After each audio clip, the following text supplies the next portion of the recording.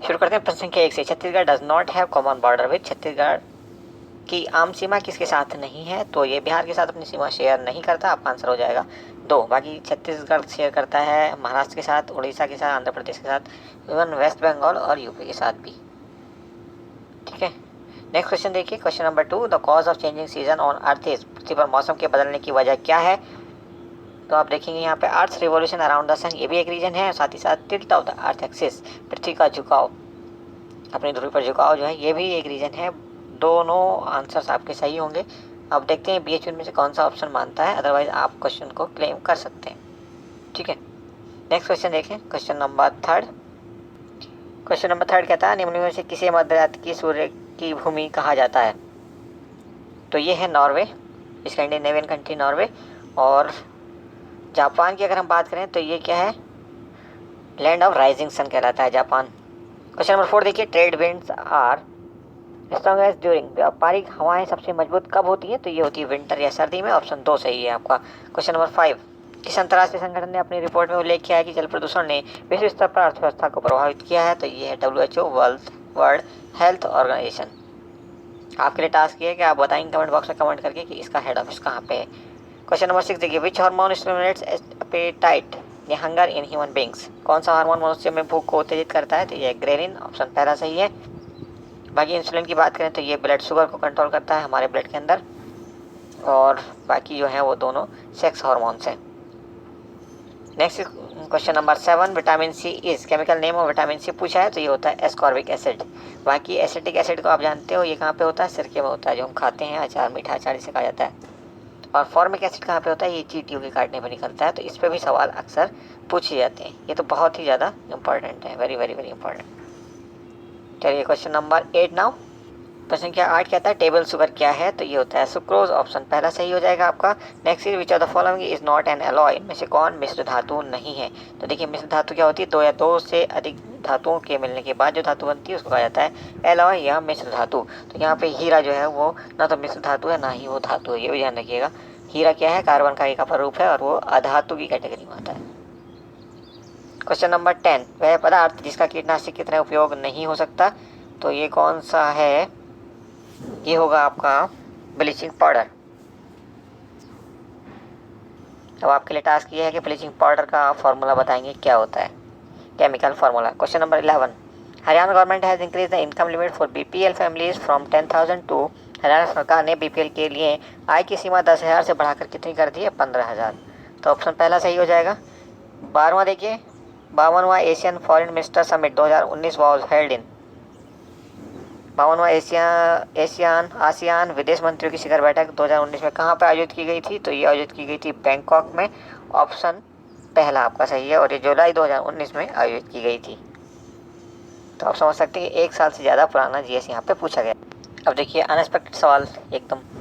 13 number कहता है dead body of VG Siddharth, founder of cafe chain cafe coffee day was found in the river, cafe श्रृंखला cafe coffee day के संस्थापक VG Siddharth का मृत शरीर किस नदी में मिला था? तो ये मिला था नेत्रावती में, ऑप्शन पहला सही है। Next is 14th, who has been elected as the president of archery association of India, किसे भारत के तीरंदाजी संघ के अध्यक्ष के रूप में चुना गया है?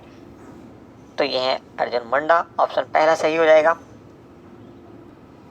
Question number 15, Jaswant Singh Kanwal, a renowned author and awarded by Sahitya Akademi award was associated which of the following language, Jaswant Singh Kanwal एक प्रसिद्ध लेखक और साहित्य अकादमी अवार्ड से सम्मानित किए गए निम्न में से किस भाषा से संबंधित हैं? तो ये पंजाबी भाषा के राइटर हैं और इनकी कई महत्वपूर्ण पुस्तकें हैं जो काफ़ी फेमस हैं। एक उनमें से है डिफेंडिंग इंडिया और दूसरी पूर्णमासी। क्वेश्चन नंबर 16 देखिए, the Indian cricketer who has completed 20,000 run in 1 decade at international cricket, भारतीय क्रिकेटर जिसने अंतर्राष्ट्रीय क्रिकेट में 1.20,000 रन पूरे किए हैं, कौन है वो महारथी? None other than Virat Kohli. तो ऑप्शन पहला सही हो जाएगा आपका।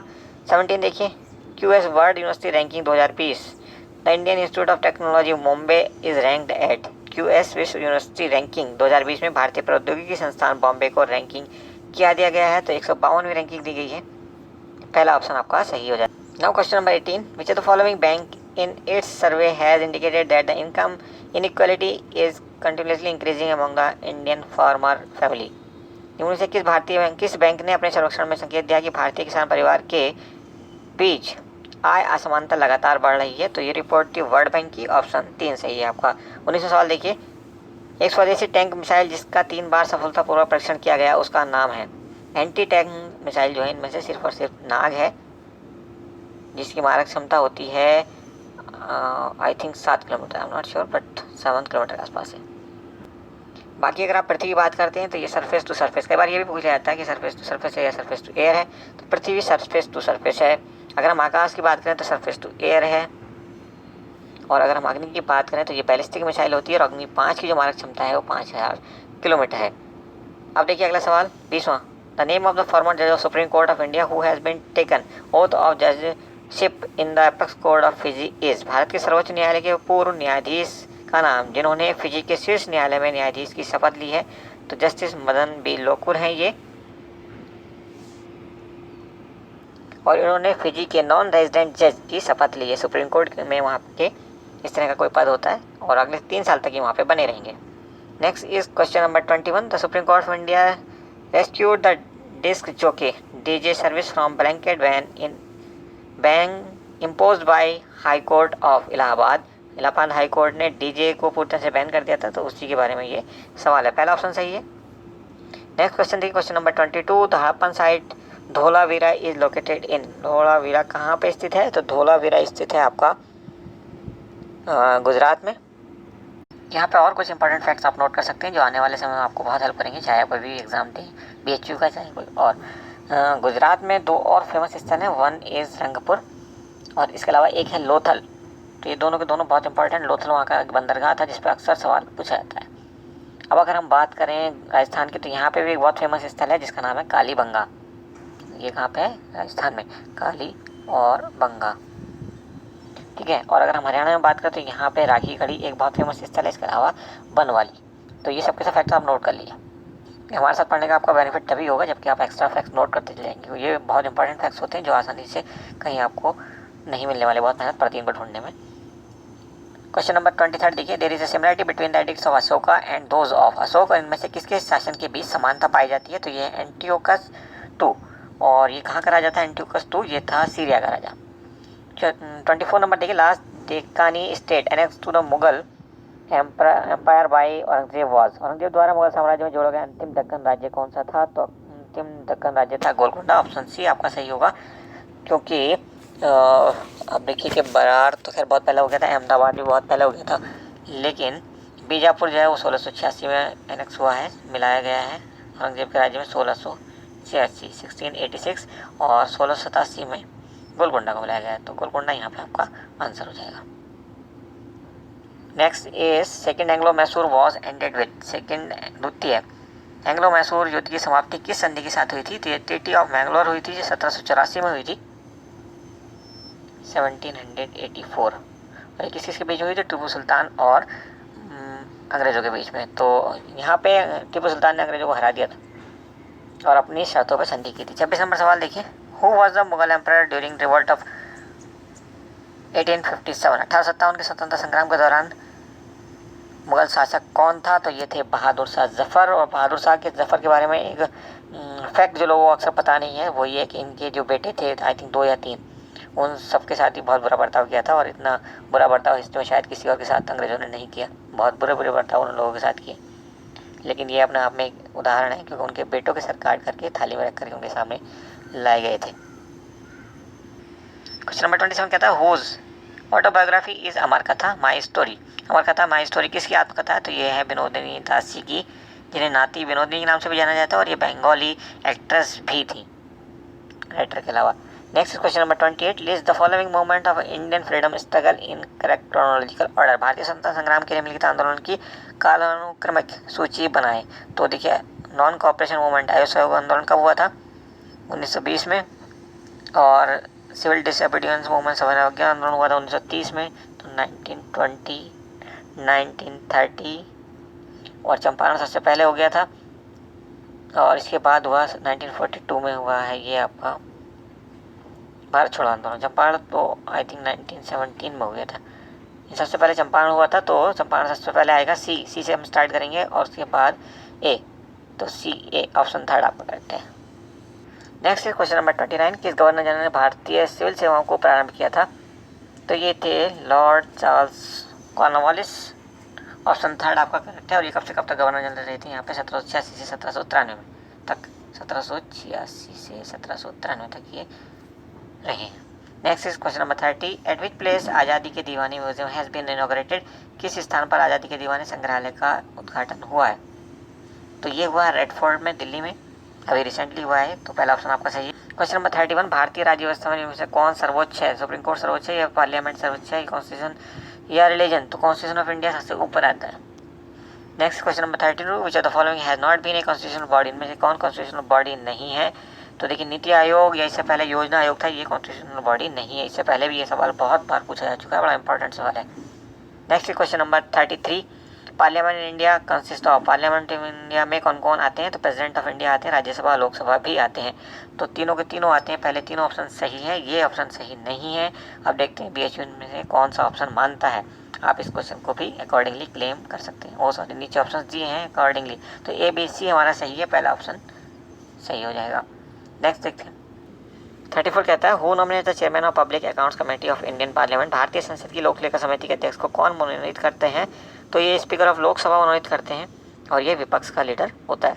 Next is finance commission as laid down in article 280 of constitution is constituted by? संविधान के अनुच्छेद 280 में वर्णित वित्त आयोग का गठन किया जाता है किसके द्वारा? वित्त आयोग का गठन कौन करते हैं? ये करते हैं हमारे प्रेसिडेंट ऑफ इंडिया। आर्टिकल इसका पता ही है आपको, इस पर भी अक्सर सवाल पूछा जाता है। 36 नंबर देखिए, among the following shall preside over joint sitting of two houses of parliament? इनमें से कौन संसद के दोनों सदनों की संयुक्त बैठक की अध्यक्षता करेगा? तो अध्यक्षता तो करेंगे लोकसभा के अध्यक्ष, ठीक है, लेकिन अगर सवाल पूछा जाता है कौन बुलाता है, तो बुलाते कौन है? President of India. अब आपके लिए टास्क ये है कि आप कमेंट करके बताएंगे कि कौन सा आर्टिकल के तहत ज्वाइंट सिटिंग ऑफ पार्लियामेंट बुलाई जाती है। निम्न में से कौन सम्मिलित नहीं है? तो मनी बिल आर्टिकल 110 के तहत आता है, बिल्कुल ठीक है। और प्रेसिडेंट रूल इन स्टेट 356 के तहत लगता है, ये भी ठीक है। अब जुडिशियल रिव्यू ये आर्टिकल 137 के तहत आता है, तो ये आपका ऑप्शन बनेगा ऑप्शन थर्ड। बाकी सब सही ठीक है। 38 number, in India who regulate the money supply? Money supply को कौन नियंत्रित करता है, मुद्रा पूर्ति को? तो रिजर्व बैंक ऑफ इंडिया का काम है ये। क्वेश्चन नंबर 39, भारतीय संविधान की प्रस्तावना में वर्णित निम्नलिखित शब्दों का सही क्रम कौन सा है? तो sovereign, socialist, secular, democratic, Republic, पहला ऑप्शन आपका सही है। 40 नंबर, सरकार को धन उगाने अथवा खर्च करने के लिए अधिक करने वाले विधेयक को क्या कहा जाता है? तो ये होता है मनी बिल या धन विधेयक। ऑप्शन 3 आपका यहाँ सही है। How many commercial satellites have been launch by ISRO? ये करंट अफेयर का सवाल है। Along the reset to BRI, reset to BRI के साथ इसरो द्वारा कितने व्यापारिक उपग्रह प्रक्षेपित किए गए हैं? तो ये थे 9, ऑप्शन दूसरा सही है। 42वां नंबर देखिए, विच of the following anti satellite missile is tested by India on 27 मार्च 2019? 27 मार्च 2019 को भारत द्वारा किस एंटी सैटेलाइट मिसाइल का परीक्षण किया गया था? तो ये था मिशन शक्ति। और देखिए यहाँ पे ये सवाल भी 27 मार्च 2019 का है, तो आप समझ सकते हैं ऑलमोस्ट 100 साल से ज़्यादा पुराना GS पूछा गया है। इसके पीछे रीज़न ये है कि क्वेश्चन पेपर ऑलरेडी तैयार हो गया होगा मार्च अप्रैल में, क्योंकि मई में एग्ज़ाम आपका शेड्यूल था और किसी रीज़न से ये टला। एक रीज़न तो ये है ही है। 43 देखिए, the following is a large blood vessel that carries blood away from the heart? इनमें से कौन बृहत रक्तवाहिका है जो हृदय से बाहर रक्त ले जाती है? तो इसके लिए सबसे अच्छा रास्ता तो ये है कि वो शुद्ध रक्त अगर ले जा रही है तो वो आर्टरी ही होगी, ठीक है। तो यहाँ पे बचती क्या है? ऑप्शन 2 देखिए, ये आपका आंसर बनेगा। हार्ट से दूर ले जाने की बात हो रही है ना, तो वो सिर्फ शुद्ध रक्त की बात ही हो रही है, बाकी अशुद्ध रक्त तो हार्ट की तरफ आता है।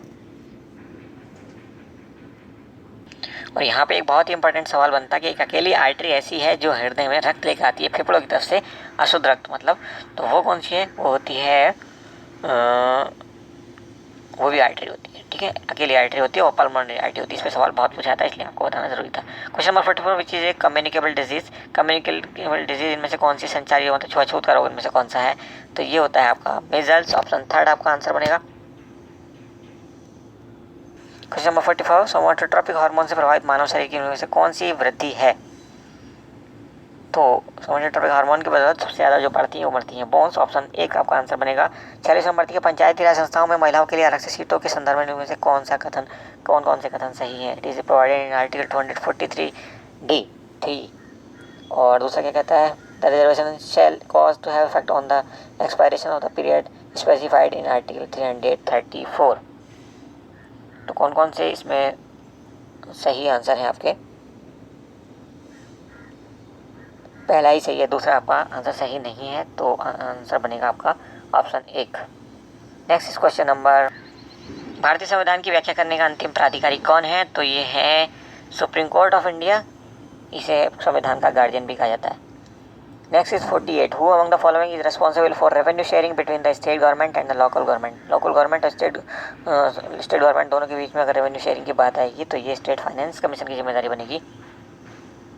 ठीक है, अगर राज्यों के बीच केंद्र और राज्यों के बीच की बात होती तो ये वित्त आयोग होता। 49 नंबर देखिए, अनुसूचित जातियों और अनुसूचित जनजातियों के लिए एक राष्ट्रीय आयोग गठित करने का प्रावधान संविधान के किस अनुच्छेद के तहत दिया जाता है?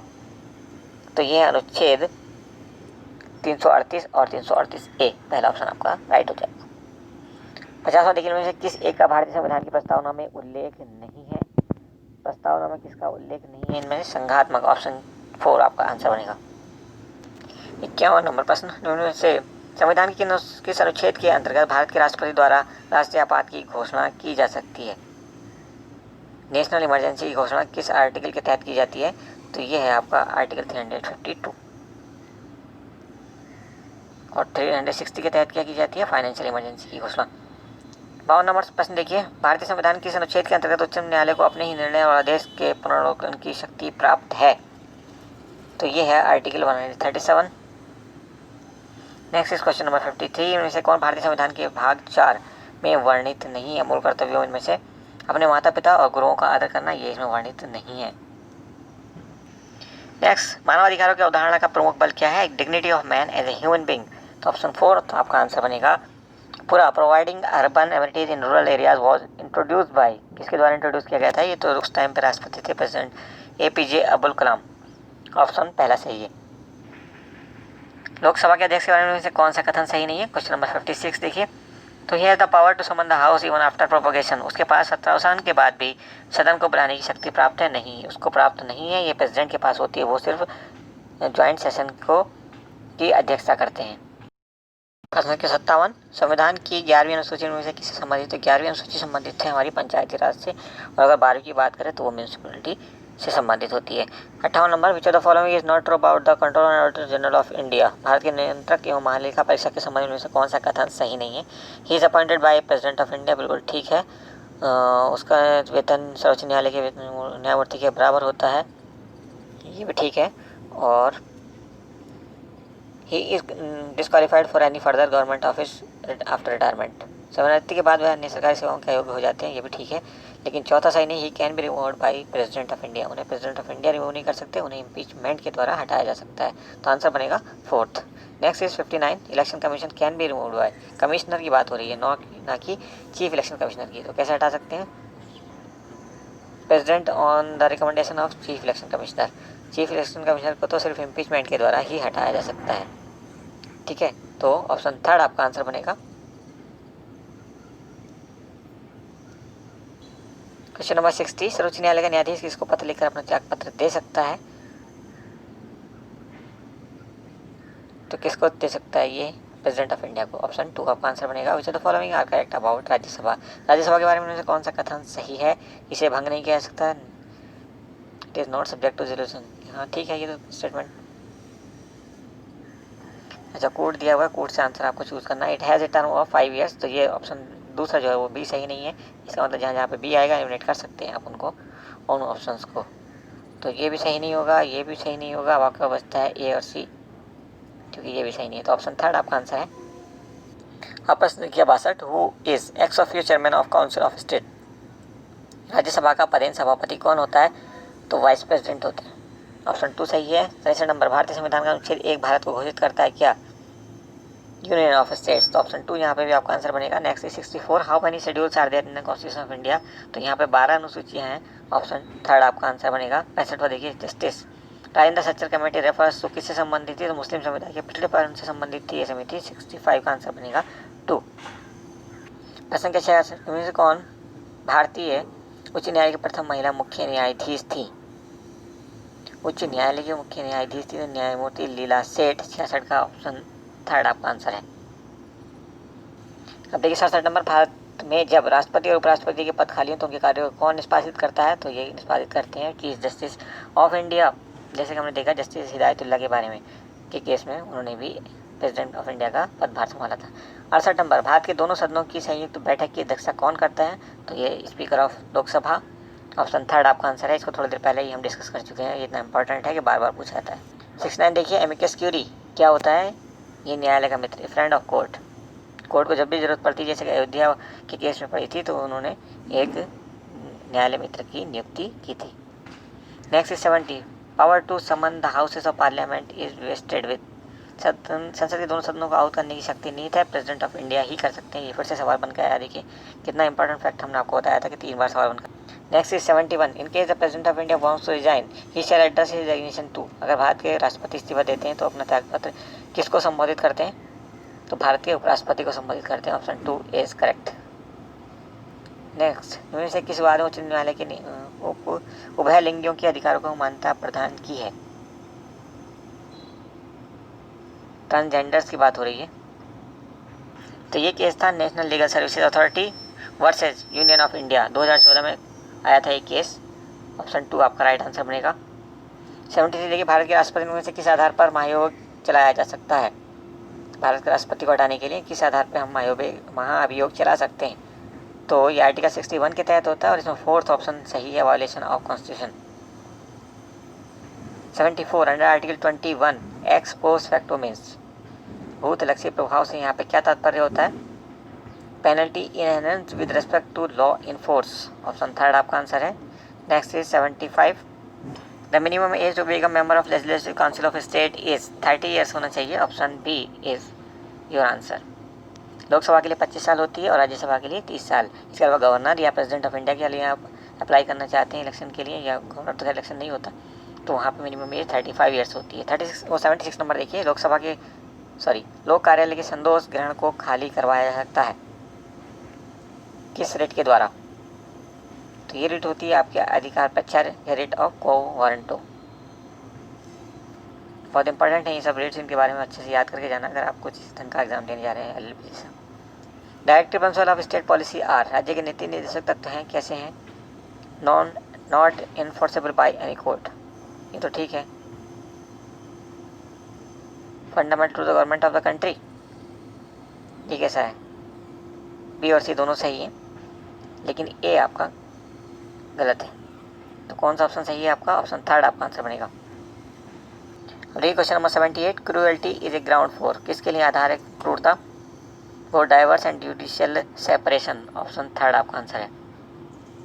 79, लिखित संधियों के निष्पादन का सही क्रम क्या है? वियना कन्वेंशन और consular relation, general agreement on tariff and trade और डिक्लेरेशन ऑफ पेरिस।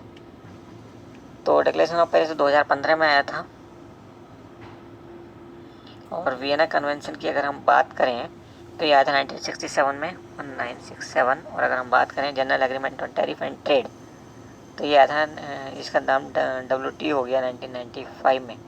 तो ये 1947 में आया था, 1947। तो ऑर्डर आप डिसाइड कर लीजिए। सबसे पहले आएगा आपका 2, फिर 1, फिर 3। 2, 1, 3 देखिए कहाँ पे है? ये ऑप्शन थर्ड आपका सही। 80 नंबर, विधि मान्य रूढ़ी के आवश्यक तत्व क्या क्या हैं? तो कौन कौन से तत्व हैं इसके भाई? ऑप्शन 2 यहाँ पे सही है, long duration, continuity and consistency, legal term है। प्रश्न के 81, ICJ के सदस्य कितने वर्ष के लिए निर्वाचित किए जाते हैं? तो ये 9 ईयर्स के लिए निर्वाचित किए जाते हैं। Indian national court of justice की बात हो रही है यहाँ पे। 82, the correct sequence in the formation of contract is, contract के केस में जो है करेक्ट सीक्वेंस क्या होना चाहिए? तो ये होना चाहिए प्रस्ताव, स्वीकृति, प्रतिफल और करार। तो ऑप्शन 4 आपका आंसर बनेगा। अगला देखिए लीगल है ये भी सवाल, किस बात में उच्चतम न्यायालय ने यह प्रतिपादित किया कि प्रस्तावना संविधान का भाग नहीं है? तो बेरुवारी केस था, 1960 में डिसाइड हुआ था। 1960 का केस है ये। 84 नंबर क्या था, संविधान के 86वें संविधान संशोधन 2002 के द्वारा शिक्षा का अधिकार का प्रावधान जोड़ा गया था, जिसके अनुसार किसी राज्य द्वारा बनाई गई विधि के अनुसार सभी बच्चों को मुफ्त अनिवार्य शिक्षा के लिए बाध्यता की गई है, बशर्ते कि बच्चे की उम्र किसके बीच होनी चाहिए, 6 से 14 साल के बीच में। और ये किस आर्टिकल के तहत आता है, आर्टिकल 21। ये भी बहुत बार पूछा था, इसलिए आपको बता दिया। 85 नंबर देखिए, यहाँ कुछ आर्टिकल दिए हैं और सामने कुछ प्रोविजंस दिए हैं, तो कहाँ पे कौन सा है। 44 नंबर किससे संबंधित, समान नागरिक संहिता, तो डी का एक होना चाहिए कोड में। देखिए डी का एक कहाँ पे दिया है, तो तीनों में दिया है डी का एक। तो आर्टिकल 39 ए के तहत क्या था, ऑर्गेनाइजेशन ऑफ विलेज पंचायत, तो ए का हो जाएगा 3। ठीक है, डी का हम ऑलरेडी बता चुके हैं, ये है। अब बचता क्या है आपका, आर्टिकल 40। आर्टिकल 40 के तहत क्या आता है, सॉरी आर्टिकल इसके तहत तो 2 आएगा, और 39 के तहत ये समान न्याय एवं निःशुल्क विधिक सहायता, और आर्टिकल 40 के तहत ऑर्गेनाइजेशन ऑफ विलेज पंचायत, तो बी का 3, ए का 2, बी का 3। तो ऑप्शन कौन सा सही हो जाएगा आपका, third.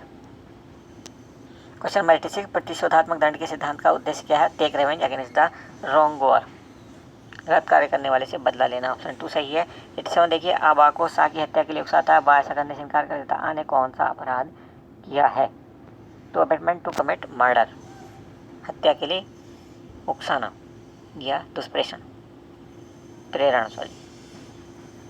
88, C box is related to a complaint made to national commission for women, नहीं, ministry of women and child development का है ये, इससे संबंधित है। और 2017 में इसमें क्या प्रोविज़न जोड़ दिया गया था, 2017 में इसमें एक प्रोविज़न जोड़ा गया था जिसके तहत कोई भी महिला ऑनलाइन कंप्लेंट दर्ज करा सकती थी। इससे पहले सिर्फ सेंट्रल गवर्नमेंट की एम्प्लॉय ही ऐसा कर सकती थी। क्वेश्चन नंबर 89, एक राज्य की विधान परिषद को समाप्त किया जा सकता है, तो कौन समाप्त कर सकता है, पार्लियामेंट ही बना सकता है इसको, और पार्लियामेंट ही समाप्त कर सकता है, बट राज्य विधान मंडल की संस्तुति पर, तो ऑप्शन 4 आपका आंसर बनेगा। अब देखिए 90 नंबर सवाल क्या कहता है, ए राज्य विधानमंडल का सदस्य बनने का इच्छुक है, राज्य विधानमंडल का सदस्य बनने हेतु उम्मीदवार को कतिपय अर्हताओं से युक्त होना चाहिए, इनमें से कौन सा राज्य विधानमंडल का सदस्य बनने के लिए आवश्यक अर्हता नहीं है, तो 25 साल की एज तो होनी चाहिए उसकी, LLB की डिग्री कोई ज़रूरी नहीं है उसके पास, and not debarred from elections and be citizen of India, तो ऑप्शन कौन सा सही है यहाँ पे, दूसरा, LLB की डिग्री उसके लिए आवश्यक नहीं है। अब हमारे पास हैं मैथ्स के क्वेश्चन, जिनको हम देखेंगे अगले वीडियो में, तो पार्ट 2 देखना मत भूलना।